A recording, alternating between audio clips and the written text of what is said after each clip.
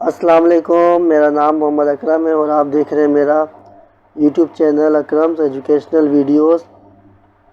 امید ہے آپ سب خیریت سے ہوں گے۔ آج کا جو ہمارا ٹاپک ہے وہ ہے انٹروڈکشن ٹو آرگینک کیمسٹری۔ بہت ہی امپورٹنٹ ٹاپک ہے، ویڈیو کو اینڈ تک ضرور دیکھیے گا، اور اگر میری ویڈیو آپ کو اچھی لگے، انفارمیٹیو لگے تو اسے لائک کیجیے گا، شیئر کیجیے گا، اور اگر آپ میرے چینل پر نیو ہیں تو میرے چینل سبسکرائب ضرور کیجیے گا تاکہ نیکسٹ آنے والی ویڈیو آپ کو آٹومیٹک ریسیو ہوتی رہے۔ تو چلتے ہیں اپنے لیکچر کا آغاز کرتے ہیں انٹروڈکشن ٹو آرگینک کیمسٹری سے۔ اچھا، اسٹارٹنگ میں کیا تھا کہ سائنٹسٹ اور کیمسٹ جو تھے ان کا یہ خیال تھا کہ لیونگ آرگینزم سے بننے والے سبسٹنس کو آرگینک کمپاؤنڈز کہا جائے۔ اب یہ لیونگ آرگینزمز کیا ہوتے ہیں؟ وہ سبسٹنس ہوتے ہیں یا وہ چیزیں ہوتی ہیں جو ٹائم ٹو ٹائم گرو کرتی ہیں، ٹھیک ہے، اور جو کمپاؤنڈز منرل سے یا نان لیونگ سورس سے حاصل کیے جائیں ان کو ہم کیا کہیں؟ ان آرگینک کمپاؤنڈز کہیں۔ یہ ان کا خیال تھا۔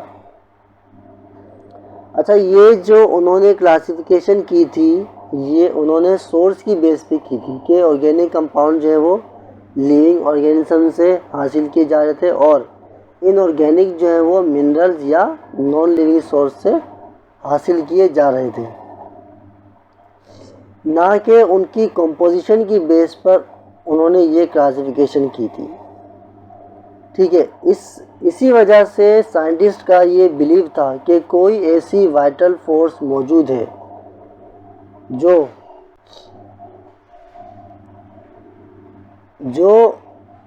ان کی لائف کی وجہ سے وجود میں آئی ہے۔ یعنی وائٹل فورس وہ چیز ہے، وہ فورس ہے جو کہ کمپاؤنڈز کی جو ہے سنتھیسس میں اس کا بہت بڑا کردار ہے، جو کہ آرگینک کمپاؤنڈز کی پروڈکشن کے لیے بہت ضروری ہے، ٹھیک ہے۔ وائٹل فورس وہ چیز ہے، اور یہ وائٹل فورس کیا ہوتی ہے؟ صرف لیونگ آرگینزمز میں ہی موجود ہوتی ہے، نان لیونگ میں یہ موجود نہیں ہوتی۔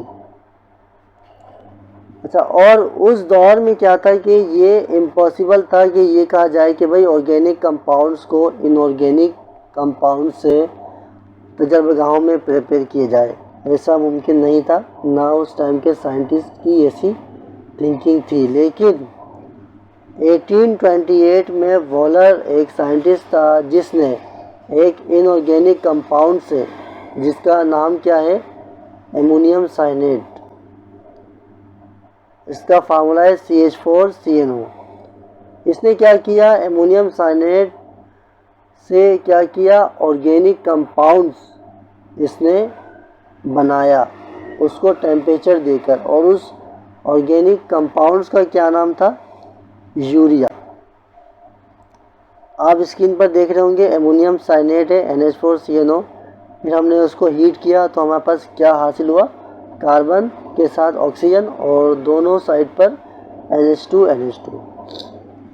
اچھا، اس کیمیائی تبدیلی کی وجہ سے کیا ہوا کہ اس بات کو ڈس ایگری کیا گیا، جو کہ پہلے کے سائنٹسٹ یہ سمجھتے تھے کہ آرگینک کمپاؤنڈز کو ان آرگینک کمپاؤنڈ سے حاصل نہیں کیا جا سکتا۔ یہ بات کیا ہو گئی؟ اب رد ہو گئی، یعنی کہ اس نے یہ ثابت کر دیا کہ ان آرگینک کمپاؤنڈ سے آرگینک کمپاؤنڈ کو حاصل کیا جا سکتا ہے۔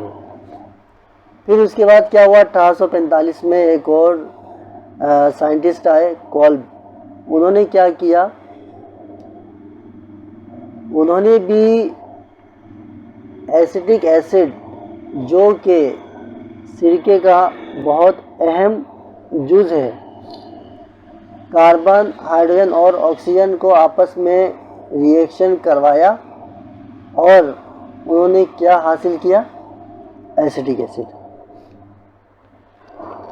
اچھا، اس کے بعد وولر نے جو، اب ایک بات یہاں پہ سمجھنے والی ہے کہ وولر نے جو ابتدا کی تھی انآرگینک کمپاؤنڈ سے آرگینک کمپاؤنڈ کے حاصل کرنے کی، اس سے کیا ہوا کہ سائنٹسٹ نے کیا کیا، آرگینک کمپاؤنڈز کو لیونگ آرگینزم سے پریپیئر کرنا شروع کر دیا۔ بہت سارے کمپاؤنڈ تیار کیے گئے، تو جب انہوں نے آبزرو کیا تو انہوں نے کیا آبزرو کیا کہ وہ تمام کمپاؤنڈ جو ہیں ایک جیسے تھے، اور انہوں نے ایک اور چیز نوٹ کی کہ ان کمپاؤنڈ میں کاربن جو تھا نا وہ لازمی موجود تھا۔ تو اب آرگینک کمپاؤنڈز کی ڈیفینیشن کچھ یوں ہوئی کہ آرگینک کیمسٹری جو ہے ایکچولی کاربن کے کمپاؤنڈز کی کیمسٹری ہے، یعنی ہم ایسے بھی کہہ سکتے ہیں کہ آرگینک کیمسٹری کی ڈیفینیشن کیا ہوئی کہ کاربن کے کمپاؤنڈز کو ہم کیا کہتے ہیں، آرگینک کیمسٹری کہتے ہیں۔